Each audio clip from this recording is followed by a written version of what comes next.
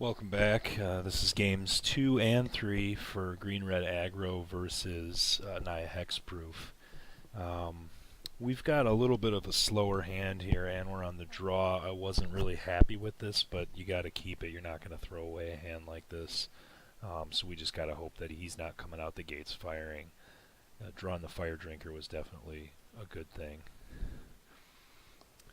We also don't have any revelries showing up here, any gore clans, so you know it's going to be tough. But we just got to try to aggro out. That's basically what we don't want to see. I don't know about the rest of you, but I'm pretty happy it's Friday. My Milwaukee Brewers baseball team's in first place, and I'm getting an article up on the site, so it's a pretty good day. And I am pumped to play this deck and hopefully get to a pre-release this weekend because this set just looks sweet. Already got the Mana Confluences ordered, got the rest of the deck. So as soon as they come in the mail, I'll be firing this up. And so this is like, yeah, I mean, this is obviously the worst thing that you can see when you're playing against Hexproof. But again, you got Destructive Revelry. You can deal with Unflinching Courage. You have Skullcrack now in the deck. So you can counteract the one or two big life swings that they might get that would swing the game. This entire game, as you see it playing out, it's if he didn't have Unflinching Courage, I would probably have already blown him out. It's close. The damage levels, I was looking at the math as I'm going through, and I might have even made a misplay. There might have been a couple of turns here where I could have done some more damage. But it boils down to the fact that I could be hitting him for about 12 a turn, you know, somewhere in the 10 to 13 range. And unfortunately he's at 18 or 20 most of this game, so it's just not enough to get there unless I get a Revelry and can shut it down. But this deck just dishes out a ton of damage in the first few turns of the game. I mean, if you're playing against a deck that just doesn't interact with you that well in the first 4 or 5 turns, they're usually dead. And Hexproof certainly is one that doesn't interact with you at all. So they might have some Voltron going on. It might feel like a Theros sealed deck, but at the end of the day, if you get a better hand than them, which is most of the time, you're just going to stomp it up. If you don't play Revelry in this deck, though, you will lose. You have to have something for Unflinching Courage or Madcap or any one of their enchantments. I mean, you have to at least knock one off or hope that they draw a bad hand, you know, because not running any disenchants is you're going to lose this match. And I think this match is going to be a lot more popular than people think. I mean, obviously people are talking about it. It's not like it's under the radar, but I think it is going to be one of the tier 1 decks. And now I've said that on video, so in a couple months, if that doesn't come true, you guys can call me on it.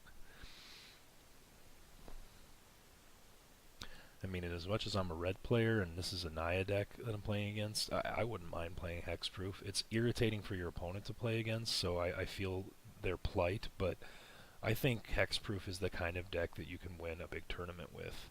It creates an issue for every deck in the format.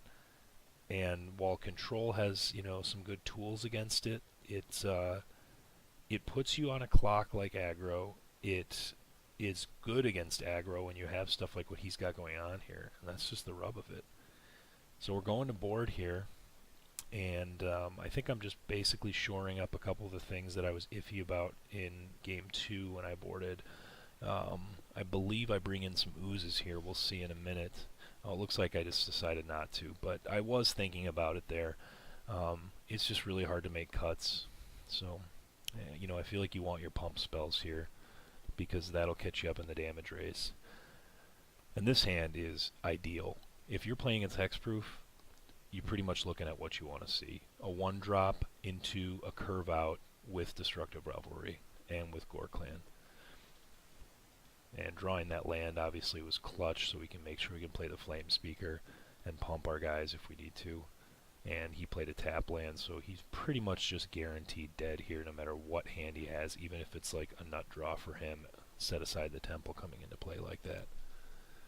Obviously Temple number 2, he's just toast.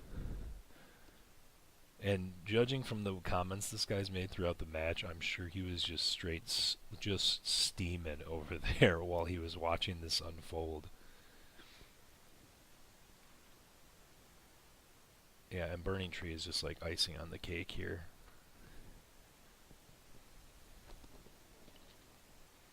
Sadly, I don't get to see you guys, or I don't get to show you guys how good Flame Speaker is in this deck in this game because I'm just going to win too quick. But obviously, that's a good problem to have. But there are games where you have him out, and you're kind of in the middle of the game, and he attacks, and you get two free creatures, or a free creature and a burn spell, or a destructive revelry, and he just feels like one of the best things ever. And of course, with Gore Clan here in my hand, he just attacks for a gazillion. So it's a really good card in this deck. I don't know if we want more, like I mentioned before, but it is probably the biggest thing that I am looking at considering more of any of the cards in this deck. The other cards that I'm curious on, that I might touch base on in the article, is Mistcutter, Hydra, and Skylasher. I put the fourth Skylasher on the board recently. I might want to also add one Mistcutter, either for a Skullcrack or for a Searing Blood. I feel like you can shave numbers on those. But Mistcutter is probably something we want against Mono Blue if it's still a deck that's popular. I think it's going to be. I mean, at least in my area in Madison, it's really popular because Sam Black lives here, Jasper, a lot of players that like blue and like Mono Blue. And if it stays relevant, you need to be able to have answers for it. Skylasher goes a long way, but you need to have some other stuff because they're going to have rapid hybridization to be able to block the Skylasher with a token and that sort of thing. So obviously here you're just seeing the end game. We're going to town. And I don't know how much damage that is here. I didn't bother to do the math, but it looks like, let's see here, 10, 12, 14, 16, 18 damage. And then just, I got all these